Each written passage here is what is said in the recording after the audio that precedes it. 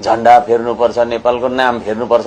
सोच नै कुहिएपछि डिटर्जेन्टले पनि काम गर्दैन भनेको यही हो साथीहरू।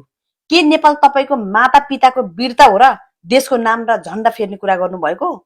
इतिहासमा नेपाली जनताको सङ्घर्षले बनेको राष्ट्रिय पहिचानमाथि औँला उठाउने अधिकार कोही कसैलाई पनि छैन।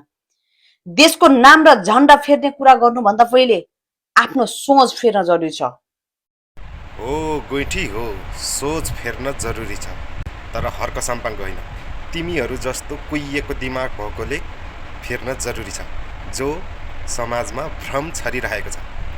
होलाई होइन, हैनलाई हो भन्ने तिमीहरू जस्तो कुहिएको दिमाग भएको सोचलाई फेर्न जरुरी छ।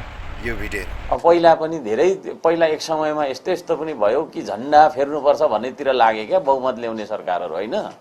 त्यसो स्मरण गर्नु त, नाम नल्याउँ, झन्डा फेर्नुपर्छ, नेपालको नाम फेर्नुपर्छ भन्नेतिर लागेर, होइन?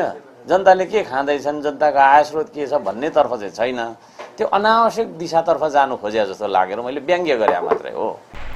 ल साथीहरू है, सोच कसको फेर्न जरुरी छ यति कमेन्टमा लेख्नु होला। र सबैजनाले, म आज चाहिँ कहिले पनि भन्दिनँ भिडियो सेयर गरिदिनु भनेर, यो भिडियो सेयर गरेर चाहिँ त्यो गुइठीसम्म पुर्याइदिनु त साथीहरू।